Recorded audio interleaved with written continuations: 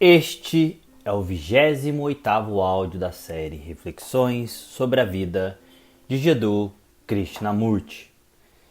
No vídeo de hoje falaremos sobre o fim de toda tristeza. Portanto, se você está chegando agora no canal, não se esqueça de se inscrever, clicar no sino de notificações para não perder nenhuma postagem e deixe seu like se você está gostando desta nova série. Gratidão a todos.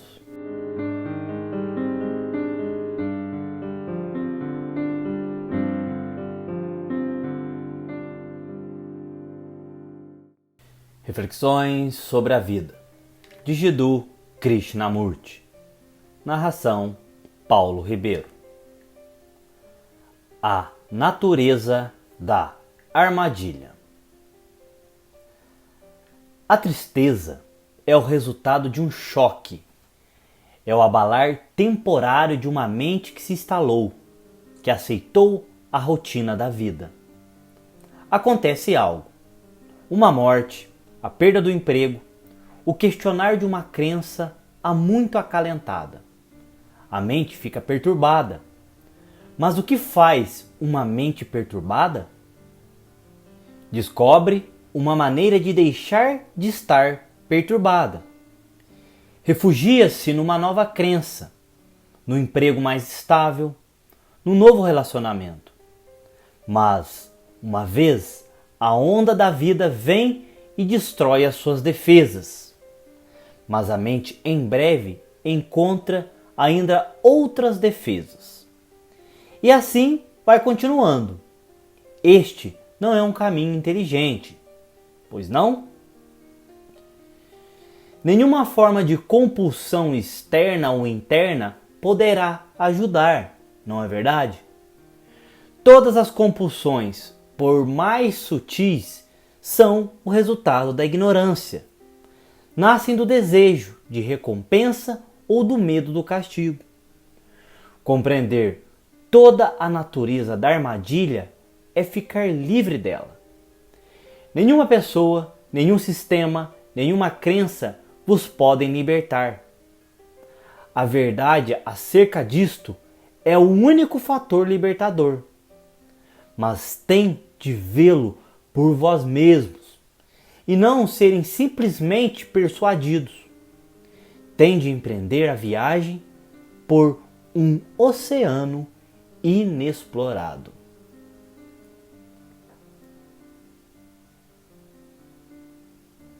O fim da tristeza. Se descerem a rua, poderão ver o esplendor da natureza, a beleza extraordinária dos campos verdes e dos céus abertos, e poderão ouvir o riso das crianças. Mas, em vez de tudo isso, existe um sofrimento de tristeza. Existe a angústia de uma mulher a dar à luz a um filho, a tristeza da morte. Existe a tristeza de quando estamos à espera de algo e esse algo não acontece. Existe a tristeza de quando uma nação entra em decadência, se desleixa. E existe a tristeza da corrupção, não apenas em termos coletivos, mas também individuais. Há tristeza na vossa própria casa. Se olharem profundamente, a tristeza de não ser capaz de preencher, a tristeza da vossa própria pequenez ou a incapacidade, e as várias tristezas inconscientes. Também existe o riso da vida. O riso é uma coisa maravilhosa. Rir sem razão. Ter alegria no coração sem que haja uma causa. Amar sem esperar nada em troca. Mas um tal riso raramente nos acontece. Estamos sobrecarregados com a tristeza. A nossa vida é um processo de sofrimento e de luta, uma desintegração contínua.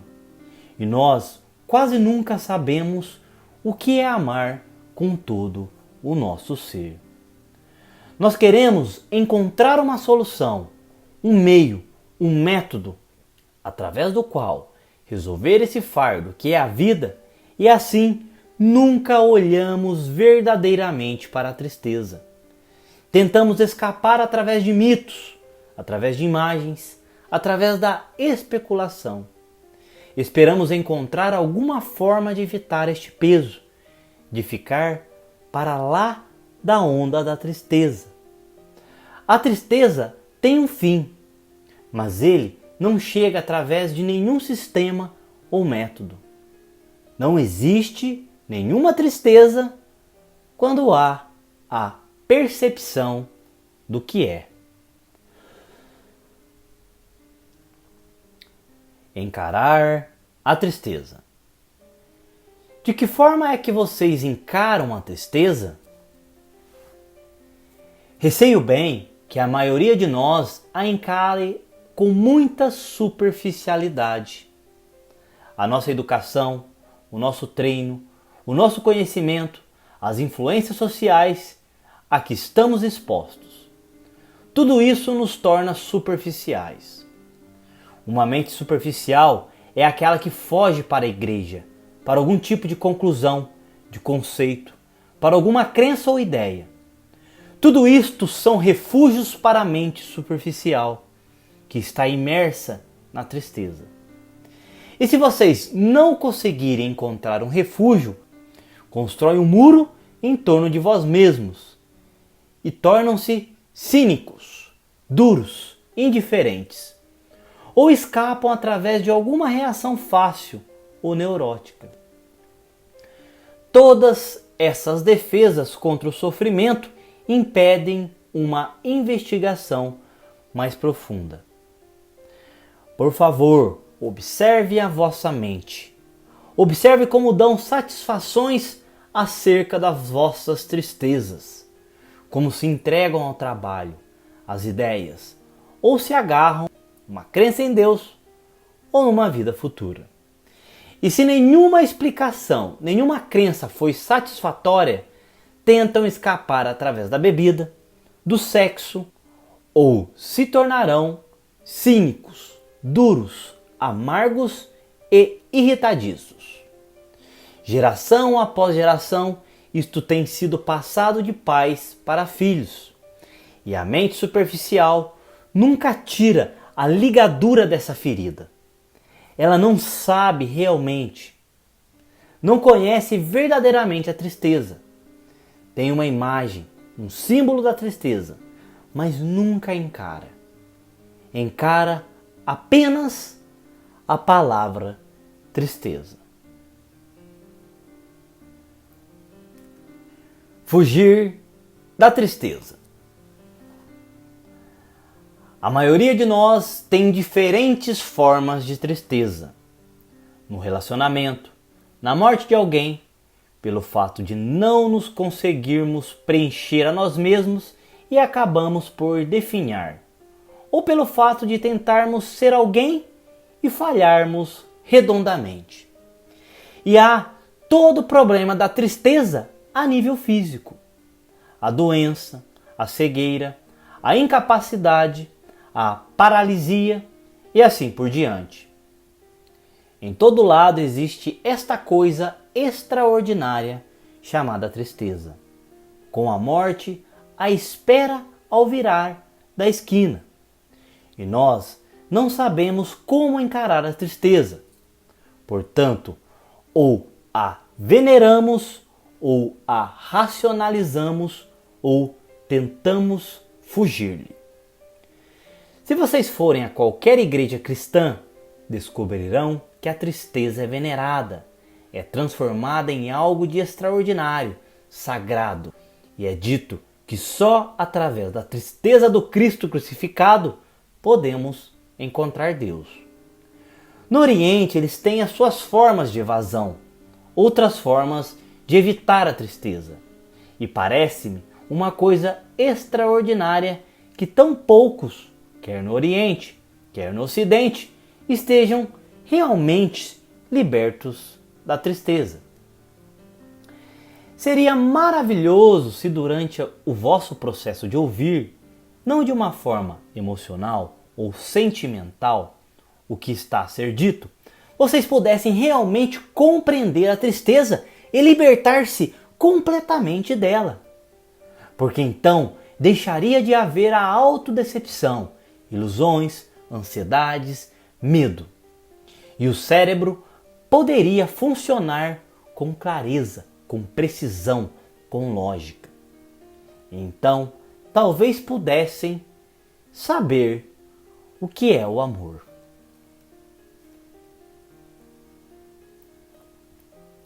Seguir o movimento do sofrimento. O que é o sofrimento? O que é que ele significa? O que é que está a sofrer? Não estou a questionar por que razão existe o sofrimento ou qual é a causa do sofrimento, mas o que está verdadeiramente a acontecer? Não sei se estão a perceber a diferença. Estou simplesmente atento ao sofrimento, não como algo separado de mim, não como um observador que olha o sofrimento. Ele faz parte de mim, ou seja, todo o meu ser está a sofrer. Então, serei capaz de seguir o seu movimento, de ver aonde ele conduz. Certamente, se fizer isso, terei dado ênfase ao eu, não à pessoa que amo. Ela apenas serviu para me proteger do meu sofrimento, da minha solidão, da minha infelicidade. Como eu não sou algo, tive esperança de que ele fosse isso. Isso desapareceu. Fui abandonado. Estou perdido, sozinho. Sem ele, não sou nada. Portanto, choro. Não é por ele ter ido embora, mas por eu ter sido abandonado. Estou sozinho. Há inúmeras pessoas que podem ajudar a fugir. Milhares de assim chamadas pessoas religiosas, com as suas crenças e dogmas, esperanças e fantasias. É o karma, é a vontade de Deus. Sabem? Todos oferecem-me uma saída. Mas se eu for capaz de ficar com isso, sem o afastar, sem o tentar circunscrever ou negar, então, o que acontece? Qual é o estado da mente quando segue desta forma o movimento do sofrimento?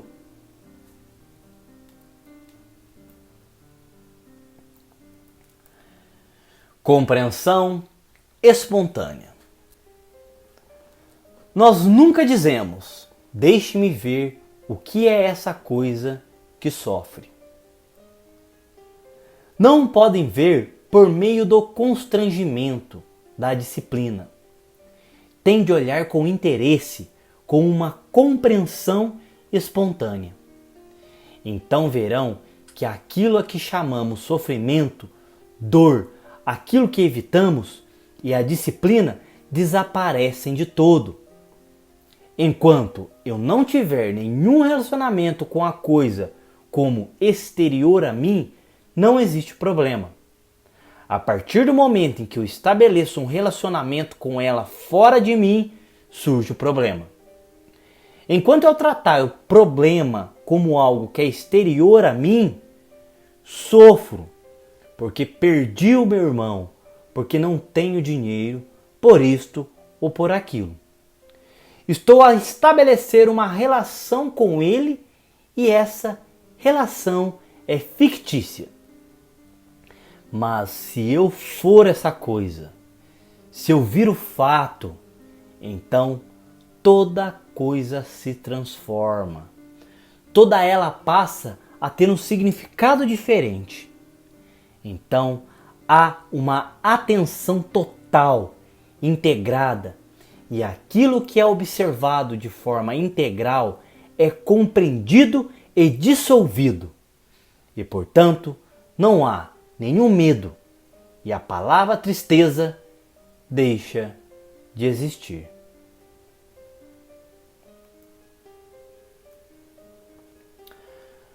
O centro do sofrimento. Quando vocês veem uma coisa cheia de vida, uma bela montanha, um lindo pôr do sol, um sorriso arrebatador, um rosto encantador, isso causa-vos admiração e vocês ficam silenciosos. Nunca vos aconteceu? Nesse momento vocês se envolvem o mundo no vosso abraço. Mas isso é algo externo que chega até a vossa mente. E eu estou a falar da mente que não fica estupefata, mas que quer olhar, observar.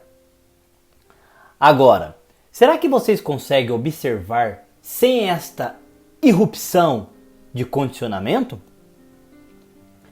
Para uma pessoa imersa na tristeza, eu explico por palavras.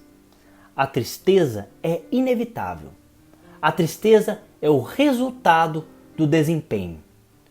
Só quando terminarem por completo todas as explicações, poderão vocês olhar. O que significa que vocês não estão a olhar a partir do centro. Quando olham a partir de um centro, as vossas capacidades de observação são limitadas. Se eu me agarrar a um posto e quiser ficar ali, há nisso um esforço, uma dor. Quando olho para o sofrimento a partir de um centro, há sofrimento. É a incapacidade de observar que gera a dor. Não consigo observar se pensar, funcionar, olhar a partir de um centro. Como acontece quando digo, não devo ter nenhuma dor, devo descobrir porque sofro, tenho de fugir. Quando observo a partir de um centro, quer esse centro seja uma conclusão, uma ideia, uma esperança, um desespero ou qualquer outra coisa, essa observação é muito limitada, muito estreita, muito pequena. E isso dá origem à tristeza. Uma imensidão para além de toda medida. O que acontece quando vos morre alguém? A reação imediata é uma sensação de paralisia. E quando vocês saem deste estado de choque, vem aquilo a que chamamos tristeza. Agora, o que significa essa palavra tristeza? O companheirismo, as palavras felizes, os passeios, as muitas coisas agradáveis que fizeram e planearam fazer juntos. Tudo isso desaparece no segundo e vocês ficaram vazios, nus, sós. É a isso que vocês estão a opor. É contra isso que a mente se rebela. Ser deixado repentinamente por conta própria, completamente só, vazio, sem qualquer apoio. Agora, o que importa é viver com esse vazio. Apenas viver com ele sem qualquer reação, sem o racionalizar, sem fugir dele, através dos médiuns, da teoria da reencarnação e de todos esses disparates sem sentido. Viver com ele, com todo o vosso ser. E se vocês aprofundarem nisto, passo a passo, descobrirão que a tristeza acaba. E não se trata apenas de um fim verbal, nem do fim superficial que é conseguido através da fuga, através da identificação com um conceito ou do compromisso com uma ideia. Então, poderão descobrir que não há nada a ser protegido, porque a mente está completamente vazia. Já não está a reagir no sentido de tentar preencher este vazio. E quando toda a tristeza chegou assim ao fim, vocês terão dado início a uma outra jornada. Uma jornada que não tem princípio nem fim. Existe uma imensidão que está para além de toda medida. Mas vocês não poderão entrar nesse mundo sem que a tristeza termine por completo.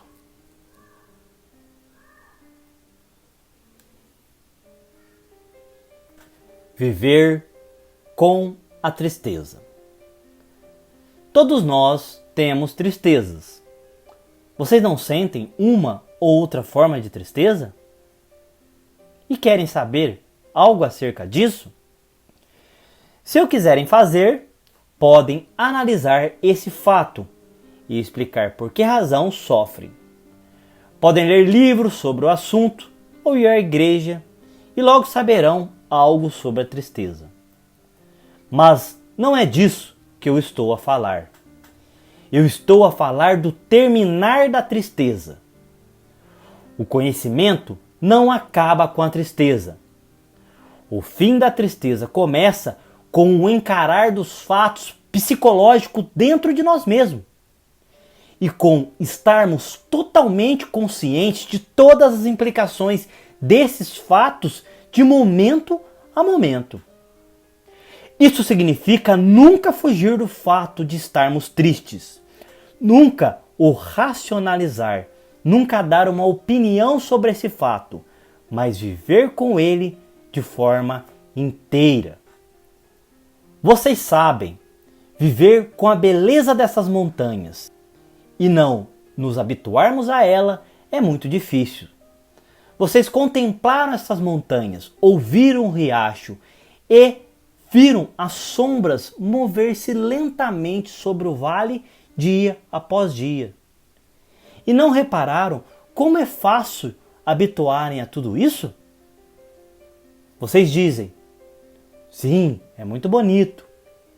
E continuam a andar. Viver com a beleza ou viver com algo feio e não ficar habituado a isso requer uma enorme energia. Uma atenção que não permite que a vossa mente fique embotada. Do mesmo modo, a tristeza também embota a mente de vocês. Simplesmente se habituarem a ela. E a maioria de nós habitua-se realmente a ela. Mas não há nenhuma necessidade de vocês habituarem à tristeza. Podem viver com a tristeza, compreendê-la e investigá-la, mas não com a intenção de saberem coisas acerca dela. Vocês sabem que a tristeza está lá. Isso é um fato. E não há nada mais a saber. Tem de viver.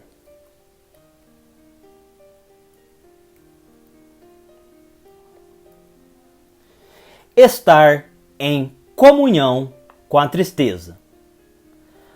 A maioria de nós não está em comunhão com alguma coisa. Não estamos em comunhão direta com os nossos amigos, com as nossas mulheres, com os nossos filhos. Portanto, para compreender a tristeza, certamente terão de amar, não é verdade? Ou seja, vocês têm de estar em comunhão direta com ela. Se vocês quiserem compreender uma coisa, o vosso vizinho, a vossa mulher ou qualquer relacionamento, se quiserem compreender algo integralmente, tem de estar perto dele. Tem de se aproximar desse algo sem qualquer objeção, preconceito, condenação ou repulsa. Devem olhar para ele. Não é assim? Se eu vos quiser compreender, não devo ter preconceito ao vosso respeito. Tenho de ser capaz de olhar para vós, não através de barreira, dos véus dos meus próprios preconceitos e condicionamentos. Devo estar em comunhão convosco, o que significa que devo amar-vos. Da mesma forma, se eu quiser compreender a tristeza, devo amá-la, devo estar em comunhão com ela.